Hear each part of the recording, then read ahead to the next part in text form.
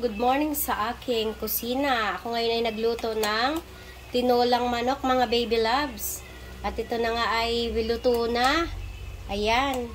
1 minuto na lang at ito ay papatayin ko na sa pagkasalang, mga baby loves. Yummy yummy ng aking tinolang manok. Ayan, oh, wow. Kumukulo. Ito ay may sahog na malunggay at ginisa sa bawang sibuyas. Tapos ito ay may malunggay at papaya, mga baby loves ko. Ayan. Yummy yummy na nga ito, mga baby loves. Ready for serving na, mga baby loves. Yan. Happy tummy. Kain na tayo. Yan. Ayos na to. Naka-ready na to sa ating tanghalian.